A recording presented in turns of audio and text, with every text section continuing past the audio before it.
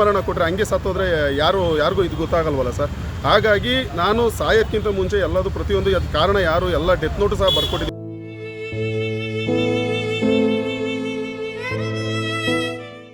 ದಯಾಮರಣ ಕೋರಿ ಏಕಾಂಗಿಯಾಗಿ ಡಿಸಿ ಕಚೇರಿ ಮುಂದೆ ಪ್ರತಿಭಟಿಸಿದ ವ್ಯಕ್ತಿ.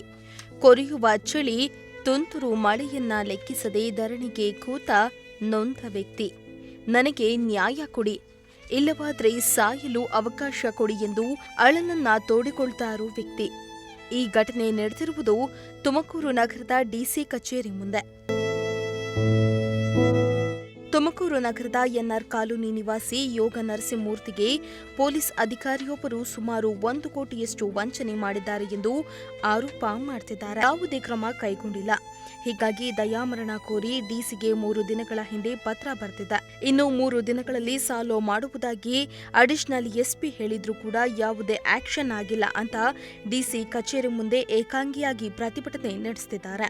ಮಲ್ಲಿಕಾರ್ಜುನ್ ಅವರು CIDಲಿದ್ದಾಗ 2017ರಲ್ಲಿ ನನಗೆ ಗುರುದತ್ ಕಡೆಯಿಂದ ಪರಿಚಯ ಆಗಿಬಿಟ್ಟು ನಾನು ಅವ್ರಿಗೆ IT ಪ್ರಾಬ್ಲಮ್ ಆಗಿರೋದು, ನನಗೊಂದು ಸ್ವಲ್ಪ ಪ್ರಾಬ್ಲಮ್, 40 ಲಕ್ಷ ಲೋನ್ ಕೊಡಿಸ್ತೀನಿ, 1% ಹಂಗೆ ಬಡ್ಡಿ ಹೆಂಗೆ, ಅದಕ್ಕೆ 40,000 ರೂಪಾಯಿ ದುಡ್ಡು ಕಟ್ಟಬೇಕಾಗತ್ತೆ.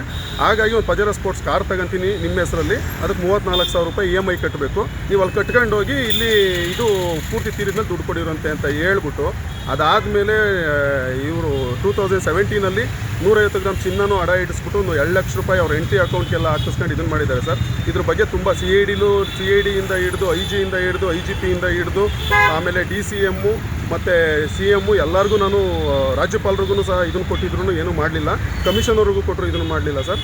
ಆಮೇಲೆ ಇಲ್ಲೇನು ಮಾಡಲಿಲ್ಲ ಅಂತ DC ಮೇಡಮ್ಗೆ ನಾನು ದಯಾಮರಣಕ್ಕೆ ಅರ್ಜಿ ಕೊಟ್ಟೆ. ಇನ್ನೊಂದು 3 ದಿನ ಅವ್ರು ಸಾರ್ಟ್ರೇಟ್ ಮಾಡ್ತಾರೆ ಅಂತ ಅಂದ್ಬಿಟ್ಟು ಅಡಿಷನಲ್ SP ಅವರಿಗೆ ಫೋನ್ ಮಾಡಿ ಹೇಳಿದರು. ಅವ್ರಿಗೆ ಫೋನ್ ಮಾಡಿ ಹೇಳಿದ್ರು ಏನೂ ಆ್ಯಕ್ಷನ್ನು ತಗೊತಾ ಇಲ್ಲ ಸರ್. ಹಾಗಾಗಿ ನಾನು ಅಟ್ಲೀಸ್ಟು ನಮ್ಮ ಮನೆಯವರೆಲ್ಲ ಬೀದಿಲಿದ್ದಾರೆ ಈಗಾಗಲೇ. ಸೊ ಹಾಗಾಗಿ ಅಟ್ಲೀಸ್ಟ್ ನನ್ನಿಂದ ಹಂಗೆ ಆಯ್ತಲ್ಲ, ನಾನು ಇದನ್ನು ಮಾಡ್ಕೊಂಡು ಹಿಂಗೆ ಆಯ್ತಲ್ಲ ಅಂತ ಅಂದ್ಬಿಟ್ಟು ದಯಾಮರಣ ಕೊಟ್ಟರೆ ಹಂಗೆ ಸತ್ತೋದ್ರೆ ಯಾರಿಗೂ ಇದು ಗೊತ್ತಾಗಲ್ವಲ್ಲ ಸರ್. ಹಾಗಾಗಿ ನಾನು ಸಾಯೋಕ್ಕಿಂತ ಮುಂಚೆ ಎಲ್ಲದು ಪ್ರತಿಯೊಂದು ಅದು ಕಾರಣ ಯಾರು ಎಲ್ಲ ಡೆತ್ ನೋಟು ಸಹ ಬರ್ಕೊಟ್ಟಿದ್ದೀನಿ ಪೊಲೀಸ್ನವ್ರಿಗೆ. ಸೊ ಹಾಗಾಗಿ ಇಲ್ಲಿ ನಾನು ಧರಣಿ ಕೂತಿದ್ದೀನಿ ಸರ್. ಇನ್ನು ಮಲ್ಲಿಕಾರ್ಜುನ್ ಎಂಬ CID ಪೊಲೀಸ್ ಅಧಿಕಾರಿಯೊಬ್ಬರು 1% ಅಲ್ಲಿ 40 ಲಕ್ಷ ಲೋನ್ ಮಾಡಿಸುವುದಾಗಿ ನನ್ನ ಬಳಿಯಿಂದ ಸಾಕಷ್ಟು ಹಣ ಪಡೆದಿದ್ದಾರೆ. ಅಲ್ಲದೆ ಚಿನ್ನವನ್ನ ಕೂಡ ಅವರಿಗೆ ಕೊಟ್ಟಿದ್ದೆ. ಇಷ್ಟಲ್ಲದೆ ನನ್ನ ಹೆಸರಿನಲ್ಲಿ ಕಾರು ತೆಗೆದುಕೊಂಡು ಕಾರಿನ ಕಂತಿನ ಹಣವನ್ನ ನಾನೇ ಕಟ್ತಾ ಇದ್ದೆ. ಆದರೆ ಅವರು ನನಗೆ ವಂಚನೆ ಮಾಡಿದ್ದು ನನ್ನ ಕುಟುಂಬ ಬೀದಿಗೆ ಬಿದ್ದಿದೆ. ಕೂಡಲೇ ನನಗೆ ನ್ಯಾಯ ಕೊಡಿಸಬೇಕು, ಇಲ್ಲವಾದರೆ ನನಗೆ ಸಾಯಲು ಪರ್ಮಿಷನ್ ಬೇಕು ಎಂದು ಯೋಗ ನರಸಿಂಹಮೂರ್ತಿ ಆಗ್ರಹಿಸಿದ್ರು. 30 ಲಕ್ಷಕ್ಕೆ ಮನೆ ಹರಾಜು ಮಾಡ್ತಿದ್ದಾರೆ ಸರ್. ಅವಾಗ ಇವನು ಎಲ್ಲ ಮಾಡ್ಕೊಡ್ತೀನಿ ಅಂತ ಅಂದಾಗ 10 ದಿನ ಹಿಂಗೆ ತಿಂಗಳು ಟೈಮ್ ತಗೊಂಡ ಸರ್. CIDಲಿದ್ದಕ್ಕೆ ನನಗೆ ಯಾವುದೇ ಕಮಾಯಿ ಇಲ್ಲ, ನಾನು ಸ್ಟೇಷನಿಗೆ ಬಂದು ಇದನ್ನು ಮಾಡ್ಕೊಡ್ತೀನಿ ಅಂತ ಹೇಳ್ದೆ ಸರ್.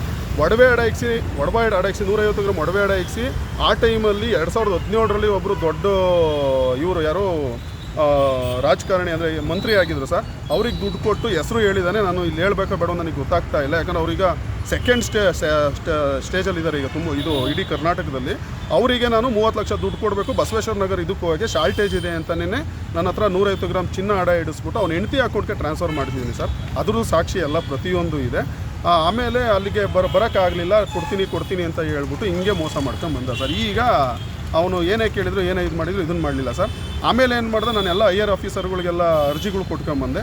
ಆಮೇಲೆ ಬಂದು ನಾನು SC/ST ಸೆಲ್ ಬೆಂಗಳೂರಲ್ಲಿದ್ದಿಲ್ಲ ಸರ್, ನಾಗರಿಕ ಹಕ್ಕು ಜಾರಿ, ಅಲ್ಲಿ ಬಂದು ಕಾರ್ ವಾಪಸ್ ಕೊಟ್ಟು ತಿರ್ಗಾ 1 ವಾರಕ್ಕೆ ಬಂದು ಇಲ್ಲಿಂದ ಕಿತ್ಕೊಂಡು ಹೋಗಿ ಕಳ್ಳತನ ಮಾಡಿ ಆಮೇಲೆ ಇವ್ರಿಗೆ ಇದನ್ನು ಕೊಟ್ಟರೆ ಇವರೆಲ್ಲ B ರಿಪೋರ್ಟ್ ಮಾಡಿದ್ರು ಸರ್. B ರಿಪೋರ್ಟ್ ಮಾಡಿದ್ಮೇಲೆ ಈಗ SC/ST ಸೆಲ್ಗೆ ಏನಂತ ಹೇಳ್ತಾ ಇದ್ದೀನಿ, ನಾನು ಕಾರ್ ತಗೊಂಬಂದು ಬಿಡ್ತೀನಿ, ದುಡ್ಡು ಒಂದು 5 ಲಕ್ಷ ದುಡ್ಡು ಕೊಡ್ತೀನಿ ಅಂತ ಹೇಳ್ತಾ ಇದ್ದೇನೆ. ನಾನು ಹೇಳ್ತಿರೋದು 3 ತಿಂಗಳಿಂದ ತಂದುಕೊಡ್ತೀನಿ ಅಂತ ಸರ್. ಓಲಿ ಬಿಡಿ ಅಂತ ಸುಮ್ಮನಾಗಿದೆ ಸರ್, ಯಾಕಂದ್ರೆ ಮನೆ ಹರಾಜಿಗೆ ಬಂದಿದೆಯಲ್ಲ ಹೋಗ್ಲಿ ಅಂತ ಸುಮ್ಮನಾಗಿದೆ ಸರ್. ಈಗ ಹಂಗೆ ಹೇಳಿನೂ ತಂದು ಕೊಡ್ತಾ ಇಲ್ಲ.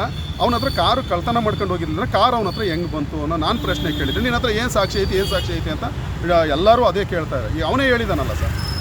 ಬೇಕಾದ್ರೆ ಅಡಿಷನಲ್ ಇವರು DYSP ರಮೇಶ್ ಸರ್ನ ಕೇಳಿ ಅಂತ ಅಂದರೆ ಅವರೇನಾದರೂ ಬರ್ಕೊಡ್ತಾರಾ, ಸಾಕ್ಷಿ ಬಂದು ಹೇಳ್ತಾರಾ ಅಂತಲೇ ಕೇಳ್ತಾರೆ ಸರ್ ಪೊಲೀಸ್ನವರು. ಅದೇನೇ ಆಗಲಿ, ಅಧಿಕಾರ ಇದೆ ಎಂದು ಸಾಮಾನ್ಯ ಪ್ರಜೆಗಳಿಗೆ ಅನ್ಯಾಯ ಮಾಡುವುದು ಎಷ್ಟರ ಮಟ್ಟಿಗೆ ಸರಿ? ಕೂಡಲೇ ಪೊಲೀಸ್ ಅಧಿಕಾರಿಗಳು DC ಎಚ್ಚೆತ್ತುಕೊಂಡು ವ್ಯಕ್ತಿಯ ಸಮಸ್ಯೆಗೆ ಪರಿಹಾರ ಕಂಡುಕೊಳ್ಬೇಕಾಗಿದೆ. Bureau report, Prajashakti TV, Tumakuru.